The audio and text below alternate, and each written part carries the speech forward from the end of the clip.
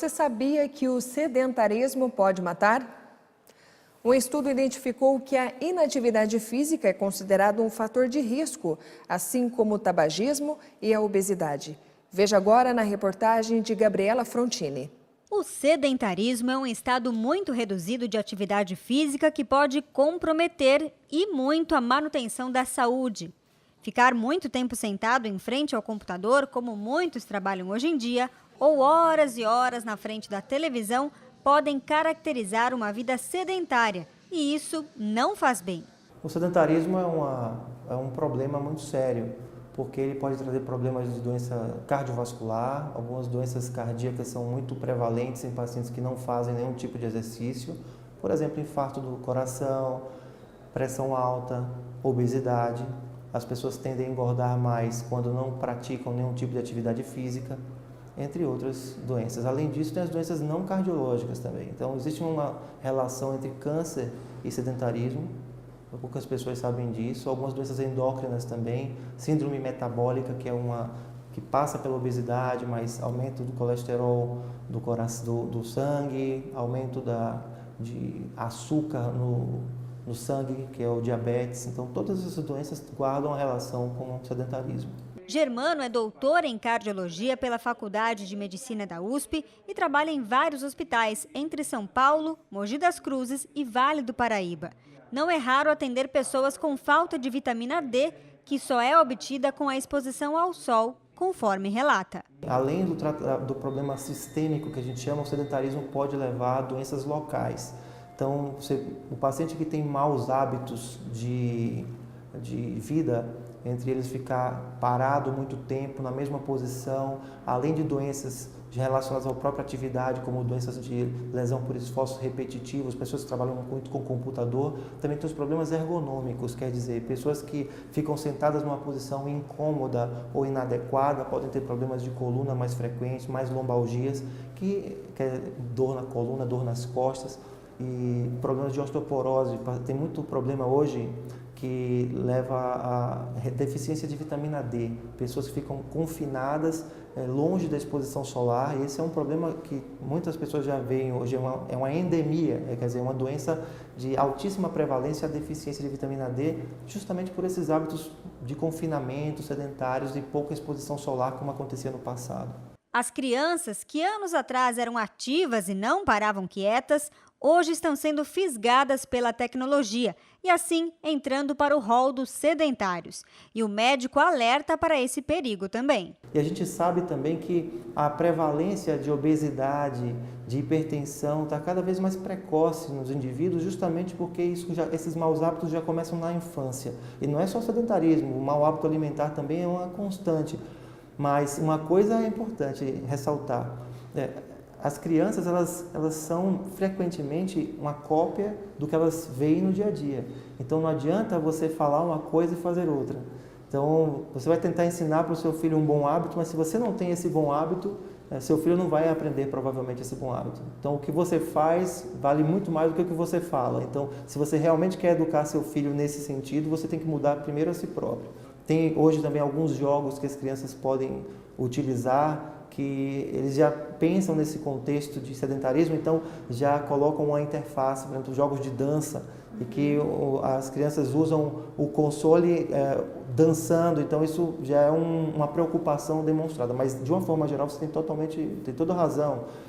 É muito preocupante a quantidade de tempo que as crianças passam, tanto em frente à TV, quanto em frente a dispositivos eletrônicos. Isso aí precisa ser regulado. Você sabia que a prática de exercícios físicos é capaz de prevenir na população mundial 10% dos casos de diabetes e 10% dos casos de câncer de mama e câncer de cólon? Mudar nem sempre é fácil, mas é perfeitamente possível. Para vencer esse tipo de problema de sedentarismo, na verdade, você tem que vencer alguns problemas culturais, porque a nossa sociedade mudou muito. Os hábitos de todas as pessoas, de todas as idades, mudaram bastante. A tecnologia facilitou a vida, mas nos deixou mais preguiçosos. E não é preciso gastar rios de dinheiro em academia. Atividades simples do dia a dia podem ser uma solução eficaz e barata. Quem usa transporte público para ir da casa ao trabalho pode garantir uma caminhada diária descendo uns 3 pontos de ônibus antes e indo a pé. O mesmo vale para o metrô. Já no trabalho, troque o elevador por escadas. Faça a opção por sapatos adequados, porque subir escadas e fazer caminhadas de salto podem acarretar outros problemas. Para não ficar tanto tempo sentado, a dica é levantar a cada 1 hora. Aproveite a pausa para beber água. Vá ao bebedouro e hidrate-se. Isso também é fundamental para a saúde. Além de repor os nutrientes, a água ajuda no funcionamento do intestino e até na memória. Aproveite para sair da frente do computador e se alongar. Isso pode evitar diversos problemas de circulação. E, claro, quando possível, participe de grupos de ginástica laboral. Com um profissional habilitado, os exercícios simples garantem boa saúde e qualidade de vida. A tecnologia não veio só para trazer sedentarismo, também pode ajudar. Tem alguns aplicativos para smartphone, por exemplo, que fazem uma mensuração, uma medida de quantos passos você deu por dia. Então, uma meta hoje considerada bastante razoável é 10 mil passos por dia. Fique agora com outras notícias da nossa região com o Plantão da Redação.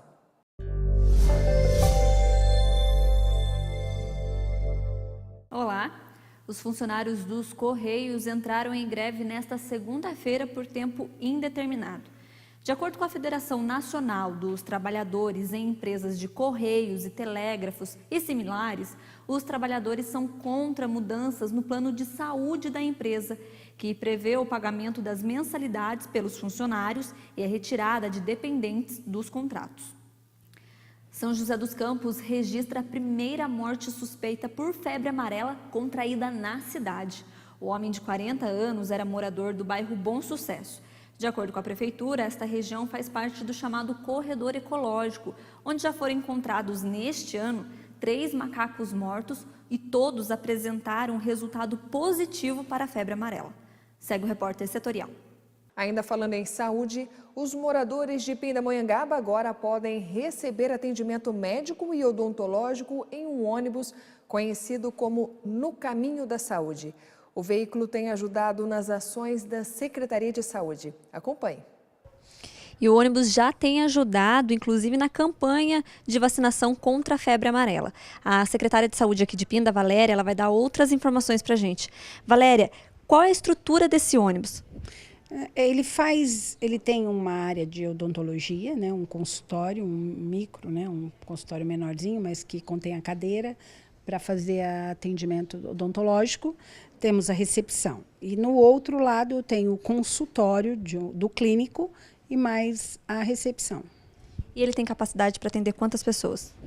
Então, ele é um consultório, né? E aí a capacidade ela é mais técnica, ela é mais, né, do médico do que do próprio ônibus.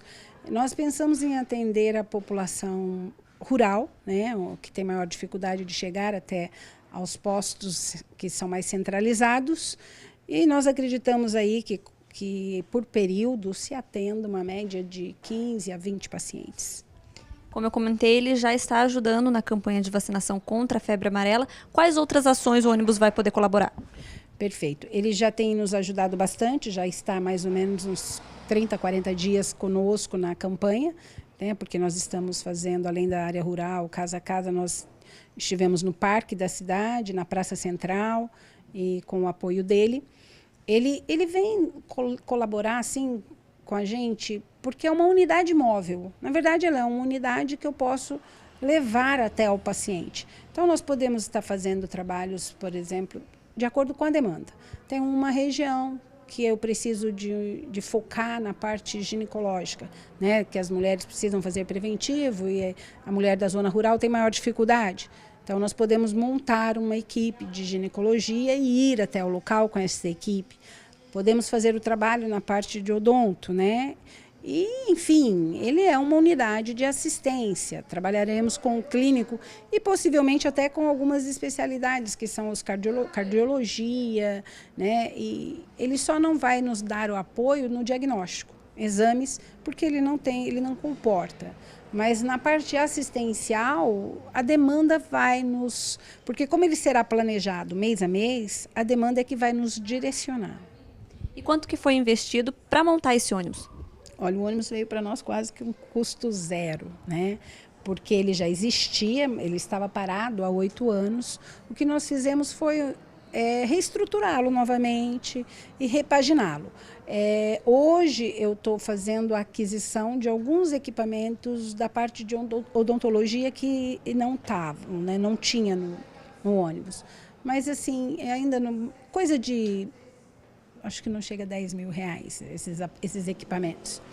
O envelopamento do ônibus a gente conseguiu através de doação. Então, assim, ele vem para nós quase com custo zero mesmo. Muito obrigada, Valéria. Segue o repórter setorial. O Ministério Extraordinário da Segurança Pública é a nova aposta do Planalto para resolver a onda de violência que assola a população. E o ministro Raul Jungmann se pronunciou dizendo que é preciso rever a legislação no país para tentar barrar o aumento da violência. Veja. Em um momento em que o Brasil passa por uma crise de segurança pública, o ministro Raul Jungmann disse que o problema não está na pena, mas na progressão de pena do sistema carcerário brasileiro. Legislativo e judiciário já pensam na possibilidade de substituir o regime aberto por medidas como serviços comunitários e uso de tornozeleiras eletrônicas. Um outro destaque é que também estão sendo analisadas mudanças na Lei de Execução Penal e no Estatuto do Desarmamento. Jungmann assumiu recentemente o Ministério Extraordinário da Segurança Pública. O Senado se reuniu para promover e debater os objetivos da nova pasta. Bem atender necessidades decorrentes da amplitude das organizações criminosas, seja por terem se nacionalizado, mais ainda por terem se internacionalizado, transbordam competências dos estados, dos entes federados e passam a invadir áreas que são competências da União. Ao discursar, este pesquisador destacou os desafios do novo ministério. O grande desafio desse ministério é estabelecer um planejamento estratégico, com avaliações permanentes de desempenho, de modo a pensar a segurança no patamar de um plano com enraizamento em diferentes setores da vida social, considerando a segurança tão importante como a questão de economia, saúde e educação. A cada dia tem aumentado a procura por parto humanizado. É o que você vai ver a seguir.